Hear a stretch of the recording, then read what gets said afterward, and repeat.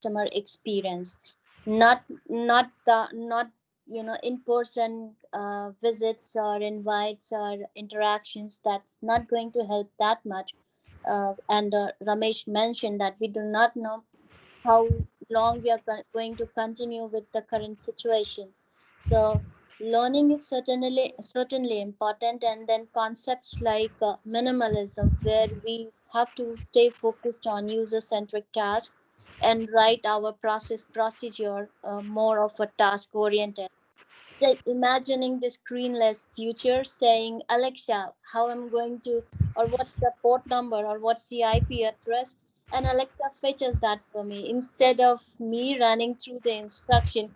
And in the first session, we talked about we can use our eyes to do something else by listening. We are engaging just one of our five common senses. So that is where the whole learning curve or whole learning mindset get should be driven. It should be driven more towards upskilling, adopting technology. Manoj talked a lot about chatbot, and we have a prototype which is FAQ based chatbot, and learning and understanding how to use machine learning could be another area. Having some basic understanding, because at some point you're going to deliver that JSON format to your developer and they're going to take it. So how to reach that and how to get that is something where being able to do that as a technical communicator certainly going to give any writer, any technical communicator an edge. So that is again a survival kit as part of. So it's all about learning, adapting with a growth mindset, being open, because what we have been doing is certainly not we are going to do. Right. Everything is digitized. There is like even digital transformation is now broken into digitization and digitalization, and content has to follow both automation plus consumer behavior driven. So that's Certainly. where my thoughts are. Yeah, that's great. I mean, and that's what like to just enhance, add more to this. Survival kit is not just about surviving. Survival kit is also, we can call it as excellence kit that we should have, because there is a good chance that from the writer's perspective, many of us might not even get chance to go back to office anymore. Remote working might become the permanent thing.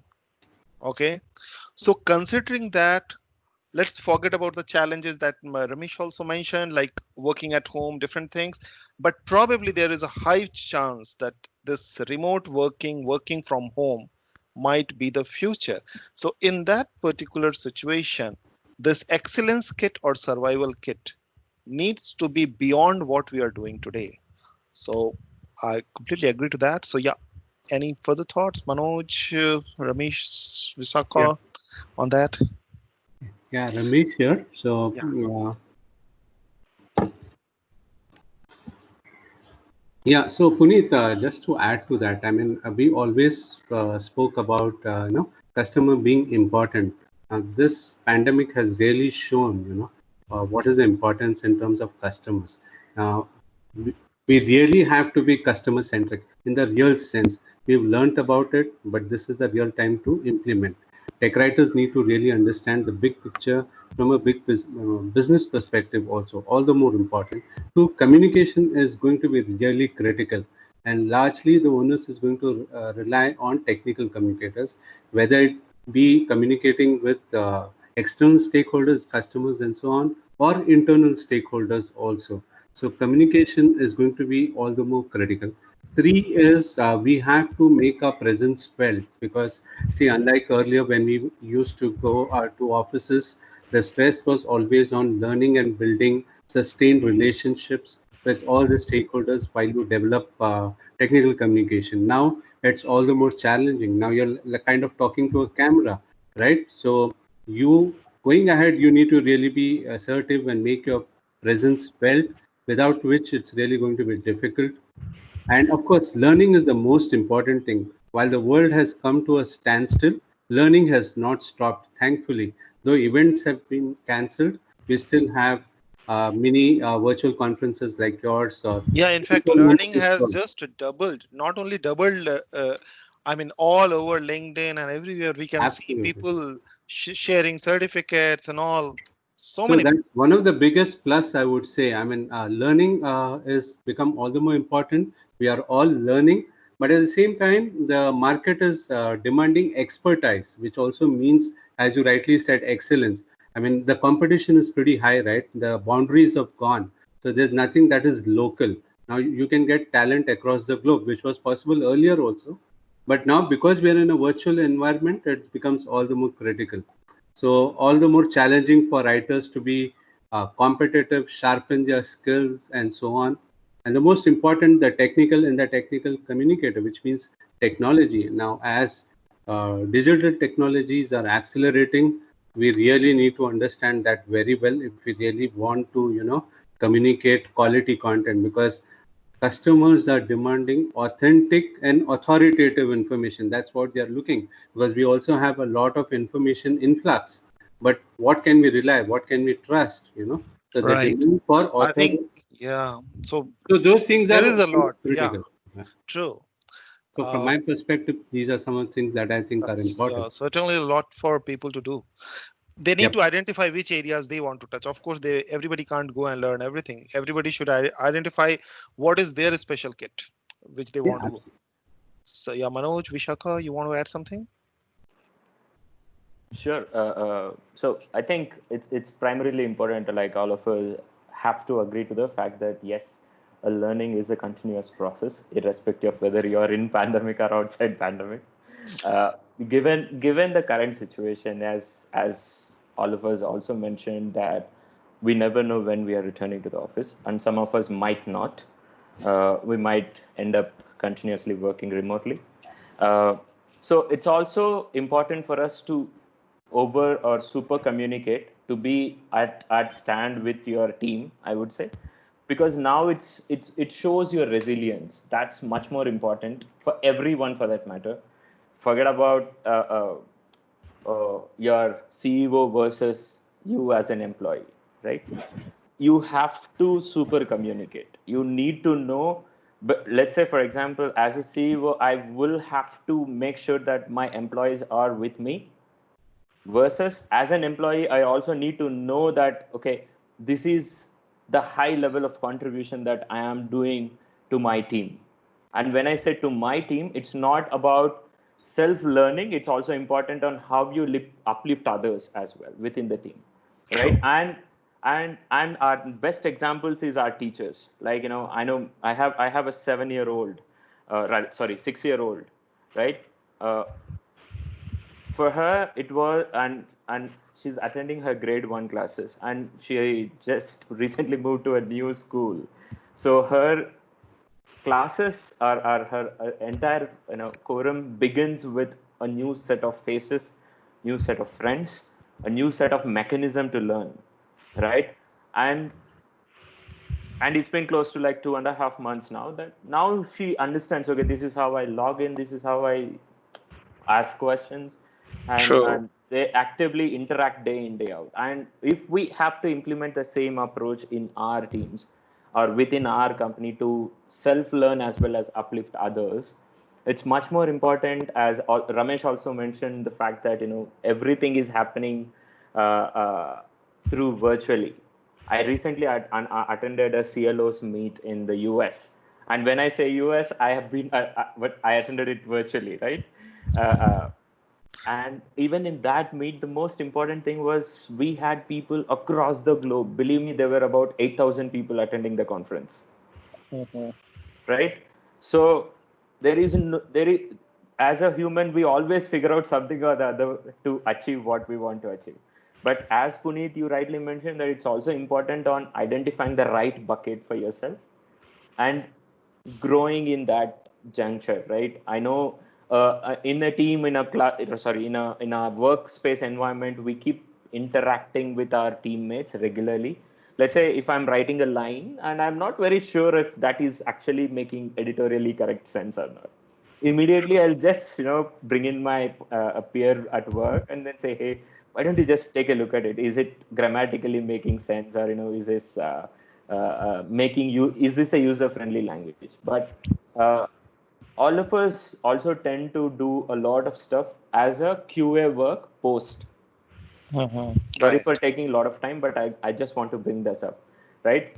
We write a statement and then we ask our peer in a workspace. But in a virtual environment, why don't you use FK model, right? It's a virtual tool that will tell you whether this is this particular line or this particular instruction is understandable to the user or not. It will tell you the score of the line. If it is falling, let's say 85% and above, it will tell you, okay, even a grade 3 student will understand. So that's your check mark to that statement, saying that, okay, this is absolutely making sense. Right. So all we have to do is identify the right set of buckets and play around with it. And even when you do, and I'm pretty sure that most of us, when we talk about a lot of content, there is also a peer review process. There is also an there is also a QA process, etc., etc. Now, everything that only you can do, we don't have to rely on others. So we can make space for them to come up with something like, as I said, like automate something, like automate the entire QA process. So, and that shows our agile character also. That shows you being proactive of learning yourself as well as uplifting others.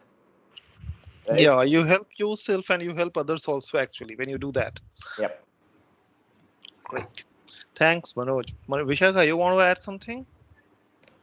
Yeah, sure, Puneet. So since we are running out of time, I just quickly highlight a few things, like in terms of how we foresee this learning and development world changing.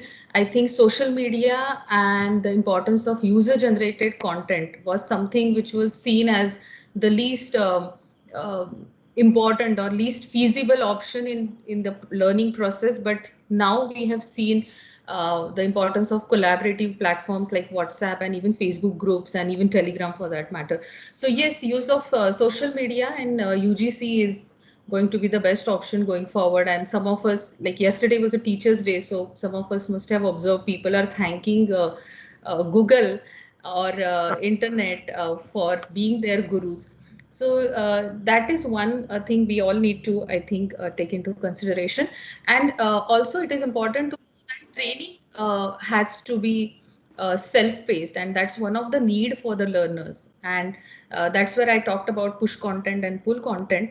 And it is also important again to understand the role of the trainer or teacher is going to change, or it should ideally be of a facilitator. So as a trainer, you can facilitate the training process, you can motivate and trigger curiosity, but you can't really teach like a classroom, and it's more to do with the learner's motivation.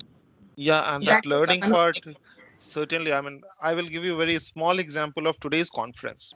While I have organized live conferences also in the past, but thinking about today was such a big challenge. Okay, you bring in interesting topics, you bring in experts, knowledgeable, you bring in participants also, but how do you connect the dots of keeping people interested for 3.5 hours?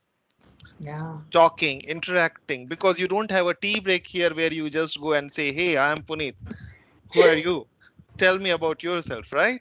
And I can't even give a space here for that. So yes, this online life, but there is certainly something to learn. I will open up for questions to I'm sure many people have left, but it's pretty late. So audience, anybody has question? Otherwise we will wind it up. Anybody there can unmute yourself if question is there. It's very nice to hear this knowledge from Kanika. So I have one question that Manoj just words on. Yeah, please go ahead. Am I audible? Yeah, you are. Please go ahead. Yeah. So I was just having a question over to Manoj. just told that communication right now is very important between the team members and the technical writers. So yeah, we were having I'm just sharing my one scenario. I was having a team meeting on like monthly basis. So my manager opted out with one thing that yes, right now, improvising your communication skills is utmost important between everybody, not only the technical writer and with the team members, but yeah, with the team members and with the customers as well.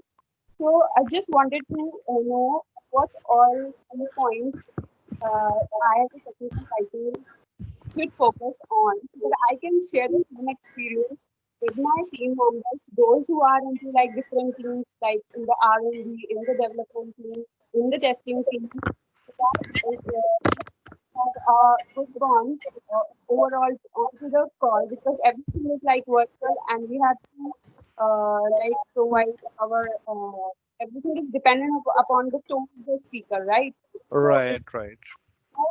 how the communication will help me to get a good tone to access the things and to get in touch with the different team person in order to get the information. Yeah. Okay. Or how can as a technical writer, I can help my team members to improvise their communication skills among themselves within the team or somebody newcomer joining into the team who doesn't have any interaction, the face-to-face interaction that we used to have with the newcomer and with the overall team members. Yeah. Okay. I hope you guys got the question. Her voice is going up and down, but did you guys get the question? Hey, There is a would you mind giving me a gist? I know I followed the last point on somebody joining new to the team do not have like a face-to-face interaction, but before that I know the voice was so a to little be blurry. very into a very brief, just I wanted to know what all key points I as a technical writer can take in mind and could like help my team members to build a great communication between the newcomers who are joining the team and the teammates. Okay. Okay, understood. Sorry, I'll pause here before the rest of the panel wants to take a shot at it. Yeah, I can take it, Manoj. I'll just get started. I know. Yeah, sure. Just to say briefly, of course, work from home and working virtually is going to have its own challenges, especially onboarding new member because typically when we are in office, we have the luxury to introduce the new member to all the departments, and there's a different experience altogether, especially in offices. I personally have implemented buddy programs and so on. So you have a mentor who actually works and sits and handholds onboarding a new member. But of course, there's a very important point raised, and it's a very good point. So virtually, it's going to be all the more challenging onboarding a new member.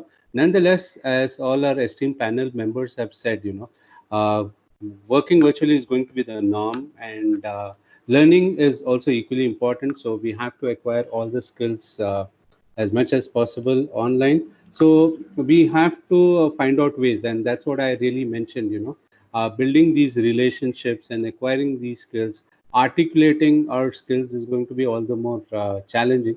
But nonetheless, we'll have to do that because when we also one important thing when we are working from home and the traditional silos are going to go away, and there's going to be no hierarchies. The entire focus is going to be on the project, which means even the new members actually need to just get absorbed and get started because the most important thing that we need to really understand here and which could be a potential issue is the time to market is going to be really critical, especially for a publishing chain.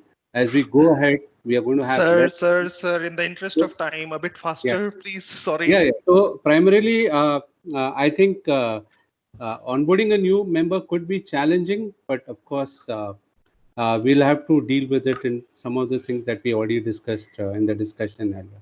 Yeah, over to Manoj. Yeah, sure. Thanks, Ramesh, for setting up the context. Let me get into the actual ways that I would suggest, rather, we implement as a team is having a one-to-one virtual conversations, right? Like whether it is a size of 5-member team versus a 50-member team, as a new individual or as a newcomer to the team, give them that opportunity of having like a 30-minute conversation with everyone in the team. Ask and give away the ownership to the new team member. Ask them to set up a one-to-one chat, and you can call it, whether you call it as a coffee chat or whether you want to have it a formal chat. They can get to know at least who they are going to work with over a period of time. Not necessarily right from the day one I'm going to work with 50 people, right? I might start with just one or two, but end up maybe 6 months down the lane, I would end up probably have worked with each one of them. So it's important to have a very critical one-to-one conversations, and these can start very informally, and over a period of time make it more formal. And also, as a leader or as a manager, it's also important for you to keep a sense check all the time. I'm pretty sure this is a well followed process across the globe. Have like one-to-one manager weekly conversation with the team member. But for a newcomer, it's also important for them to give them that heads up, saying that, hey, this is give away a checklist to them, right? Whether it's a doc or a tricks or a Microsoft spreadsheet. Give away the tricks and have a regular check on that when you start your conversation with the fresh group or a fresher or a new team member, right? And keep it continuing. And when you, obviously as a manager, when you talk to your team member, let's not just focus on how they are completing the task. I would suggest have a well-being conversation with them on how they're able to grab the are they able to consume the content in the first place? Are they able to meet the new team members? Are they able to get an insight of the big picture about the project or the client, or within your company if it is a product?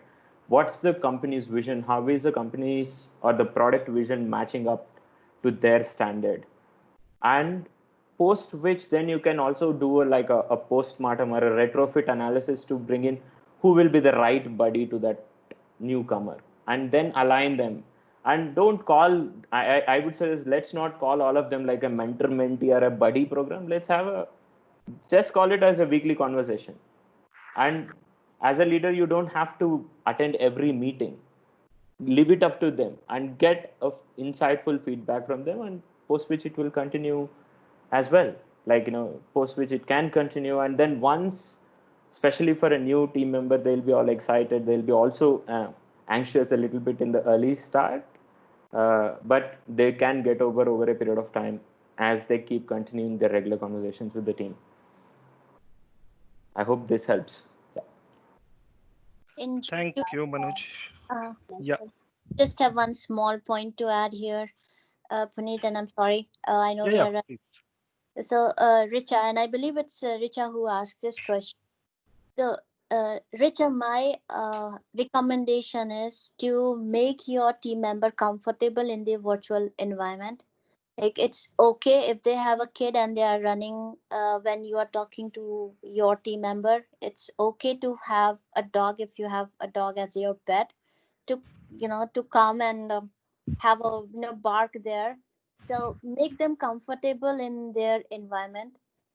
Provide them, rather empower them with the information they need, all the troubleshooting or IT support number, HR support number, or if it's tool specific, assign one dedicated person. So give them opportunities to open up.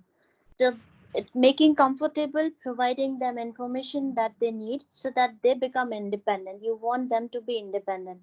So ask yourself as a leader, what if they don't have this information, and provide all the what if information to them to troubleshoot and make them comfortable, and then build on the relationship. Thank you. That's very insightful. Okay, so I think we will wind this up now. It's a very interesting discussion going on. I would have loved to continue further, but it's pretty late for all. And by the way, I will encourage everyone to have these questions so you can ask in the group, and certainly we will keep the discussions on like we are discussing about COVID-19 impact and the remote relationship. So let's get more into the habit of using social media, the groups for asking questions. And thank you, everyone. Thanks, Ramesh, Manoj, Anu, and Vishaka for all your time and insights. Thanks a lot. Okay, Pallavi, you are there. Yes. So let's just show the winners list and we will conclude the session. Yes. Yeah, I So- didn't realize that the panel is a winning team. Yeah. It is. Because the moment you said winners, we saw the four faces, the four panel members. Yeah, it's about to go to the next, but yes, definitely we look forward for all these winners. Okay, so our winners for pre-conference quiz winners are Anandita, Mridula, and Gayatri.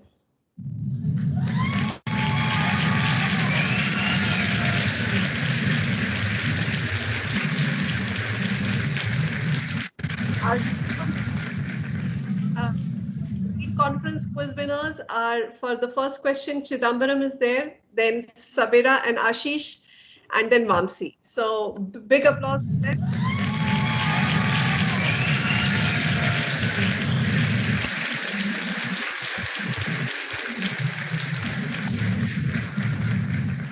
Our chatbot quiz winner, Ramakant, ID quiz